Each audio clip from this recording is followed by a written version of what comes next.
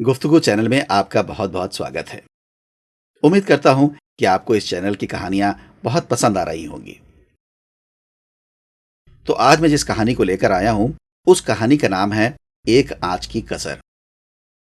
लेखक मुंशी प्रेमचंद, वाचन मोहम्मद गुलरेज नूर। सारे शहर में महाशय यशोदानंद का बखान हो रहा था। नगर ही में नहीं, समस्त प्रांत में उनकी कीर्ति गाई जाती थी। समाचार पत्रों में टिप्पणियां हो रही थीं। मित्रों में प्रशंसापूर्ण पत्रों का तांता लगा हुआ था। समाज सेवा इसको कहते हैं। उन्नत विचार के लोग ऐसा ही करते हैं। महाशय जी ने शिक्षित समुदाय का मुख उज्जवल कर दिया। अब कौन ये कहने का साहस कर सकता है कि हमारे नेता केवल बात के धनी हैं, काम के धनी नहीं। महाशय जी चाहते तो अपने पुत्र के लिए कम से कम 20,000 रुपए दहेज में मिलते, उस पर खुशामद घाते में। मगर लाला साहब ने सिद्धांत के सामने धन की रत्ती भर परवाह न की और अपने पुत्र का विवाह बिना एक पाई दहेज लिए स्वीकार किया। वाह वाह, हिम्मत हो तो ऐसी हो, सिद्धांत प्रेम हो तो ऐसा हो, आदर्श पालन हो तो ऐसा हो। वाह रे सच्चे वीर, अपनी माता के सच्चे सपूत, तूने वो कर दिखाया जो कभी किसी ने ना किया था। हम बड़े गर्व से तेरे सामने मस्तक नवाते हैं। महाशय यशोदानंद के 2 पुत्र थे। बड़ा लड़का पढ़ लिखकर फाजिल हो चुका था, उसी का विवाह हो रहा था और जैसा हम देख चुके हैं, बिना कुछ दहेज लिए। आज वर का तिलक था। शाहजहांपुर के महाशय स्वामी दयाल तिलक लेकर आने वाले थे। शहर के गणमान्य सज्जनों को निमंत्रण दे दिए थे। वो लोग जमा हो गए थे। महफिल सजी हुई थी। एक प्रवीण सितारिया अपना कौशल दिखाकर लोगों को मुग्धा कर रहा था। दावत का सामान भी तैयार था। मित्रगण यशोदानंद को बधाइयां दे रहे थे। एक महाशय बोले, तुमने तो यार कमाल कर दिया। दूसरे, कमाल ये कहिए कि झंडे गाड़ दिए। अब तक जिसे देखा मंच पर व्याख्यान झाड़ते ही देखा। जब काम करने का अवसर आता था तो लोग दुम दबा लेते थे। तीसरे, कैसे कैसे बहाने गढ़े जाते हैं। साहब, हमें तो दहेज से सख्त नफरत है। मेरे सिद्धांत के विरुद्ध है, पर क्या करूं, बच्चे की अम्मी जान नहीं मानती। कोई अपने बाप पर फेंकता है, कोई और किसी खुर्राट पर। चौथे, अजी कितने तो ऐसे बेहया हैं कि साफ साफ कह देते हैं कि हमने लड़के की शिक्षा दीक्षा में जितना खर्च किया है वो हमें मिलना चाहिए, मानो उन्होंने ये रुपए किसी बैंक में जमा किए थे। पांचवे, खूब समझ रहा हूं, आप लोग मुझ पर छींटे उड़ा रहे हैं। इसमें लड़के वालों का ही सारा दोष है या लड़की वालों का भी कुछ है? पहले, लड़की वाले का क्या दोष है सिवाय इसके कि वो लड़की का बाप है?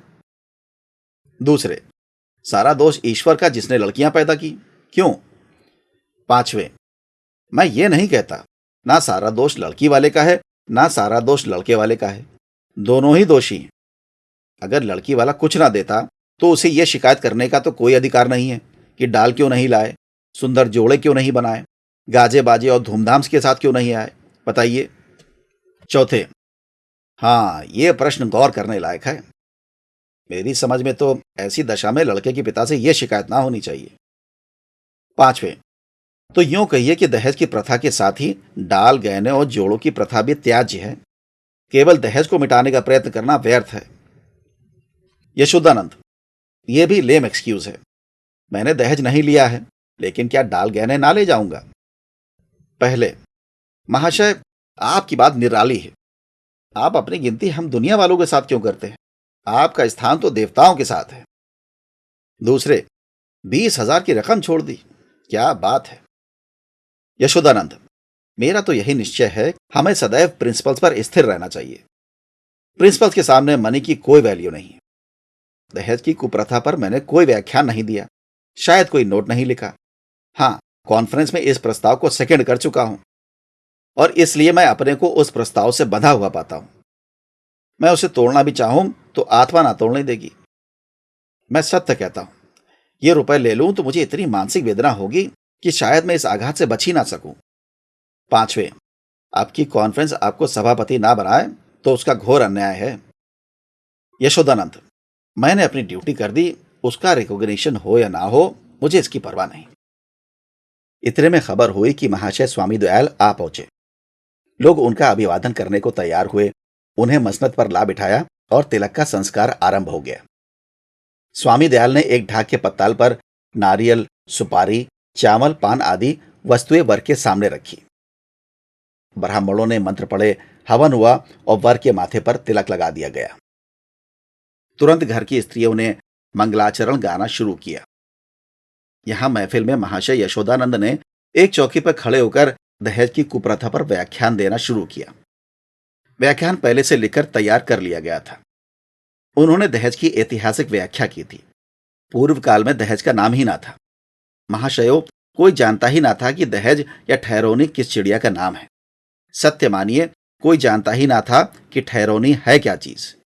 पशु या पक्षी, आसमान में या जमीन में, खाने में या पीने में। बादशाही जमाने में इस प्रथा की बुनियाद पड़ी। हमारे युवक सेनाओं में सम्मिलित होने लगे। ये वीर लोग थे, सेनाओं में जाना गर्व की बात समझते थे। माताएं अपने दुलारों को अपने हाथों से शस्त्रों से सजाकर रण क्षेत्र में भेजती थी।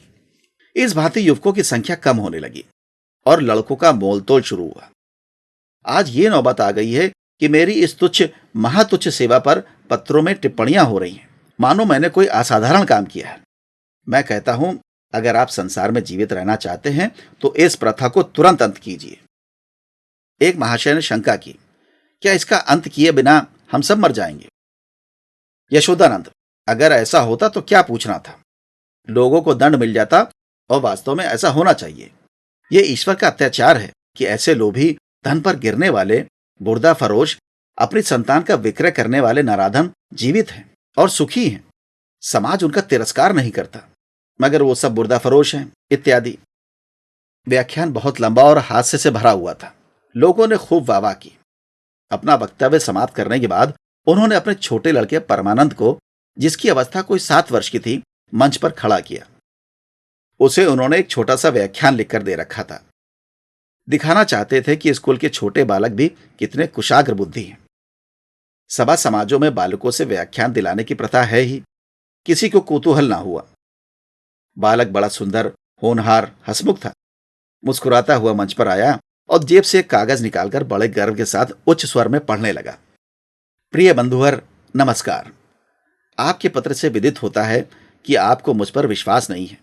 मैं ईश्वर को साक्षी लेकर निवेदन करता हूं कि निर्दिष्ट धन आपकी सेवा में इतनी गुप्त रीति से पहुंचेगा कि किसी को लेश मात्र भी संदेह ना होगा।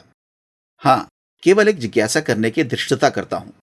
इस व्यापार को गुप्त रखने में आपको जो सम्मान और प्रतिष्ठा लाभ होगा और मेरे निकटवर्ती में जो मेरी निंदा की जाएगी, उसके उपलक्ष्य में मेरे साथ क्या रियायत होगी? मेरा विनीत अनुरोध है कि 25 में से 5 निकालकर मेरे साथ न्याय किया जाए। महाशय यशोदानंद घर में मेहमानों के लिए भोजन परसने का आदेश करने गए थे। निकले तो उनका यह वाक्य उनके कान में पड़ा, 25 में से 5 निकालकर मेरे साथ न्याय किया जाए। चेहरा फक हो गया। छपट कर लड़के के पास गए, कागज उसके हाथ से छीन लिया और बोले, नालायक, ये क्या पढ़ रहा है? ये तो किसी मुवक्किल का खत है जो उसने अपने मुकदमे के बारे में लिखा था। ये तू कहां से उठा लाया? शैतान, जा वो कागज ला जो तुझे लिख कर दिया गया था। एक महाशय, पढ़ने दीजिए। इस तहरीर में जो लुत्फ है वो किसी दूसरे तकरीर में ना होगा। दूसरे, जादू वो जो सिर पर चढ़ के बोले। तीसरे, अब जलसा बर्खास्त कीजिए, मैं तो चला। चौथे, यहां भी चलतू हुए। यशोदानंद, बैठिए बैठिए, पत्थर लगाए जा रहे हैं। पहले, बेटा परमानंद, जरा यहां तो आना। तुमने ये कागज कहां पाया? परमानंद, बाबूजी ही ने लिखकर अपनी मेज के अंदर रख दिया था। मुझसे कहा था इसे पढ़ना। अब नाहक मुझसे खफा हो रहे हैं। यशोदानंद, ये वो कागज था सुअर? मैंने तो मेज के ऊपर ही रख दिया था। तूने ड्रॉअर में से क्यों ये कागज निकाला? परमानंद, मुझे मेज पर नहीं मिला। यशोदानंद, तो मुझसे क्यों नहीं कहा? ड्रॉअर क्यों खोला? देखो, आज ऐसी खबर लेता हूं कि तुम भी याद करोगे। पहले, यह आकाशवाणी है।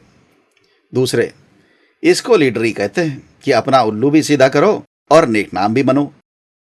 तीसरे, शर्म आनी चाहिए। यह त्याग से मिलता है, धोखेधड़ी से नहीं। चौथे, मिल तो गया था पर एक आंच की कसर रह गई। पांचवे, ईश्वर पाखंडियों को यूं ही दंड देता है। यह कहते हुए लोग उठ खड़े हुए। यशोदानंद समझ गए कि भंडा फूट गया, अब रंग ना जमेगा। बार बार परमानंद को कुपित नेत्रों से देखते थे और डंडा तौलकर रह जाते थे। इस शैतान ने आज जीती जिताई बाजी खो दी। मुंह में कालिक लग गई, सिर नीचा हो गया। गोली मार देने का काम किया है। उधर रास्ते में मित्र वर्ग यूं टिप्पणियां करते जा रहे थे। एक, ईश्वर ने मुंह में ऐसी कालिमा लगाई कि हयादार होगा तो अब सूरत ना दिखाएगा। दूसरा, ऐसे ऐसे धनी मानी विद्वान लोग ऐसे पतित हो सकते हैं, मुझे तो यही आश्चर्य है। लेना है तो खुले खजाने लो, कौन तुम्हारा हाथ पकड़ता है। ये क्या कि माल भी चुपके चुपके उड़ाओ और यश भी कमाओ। तीसरा, मक्कार का मुंह काला। चौथा, यशोदानंद पर दया आ रही है।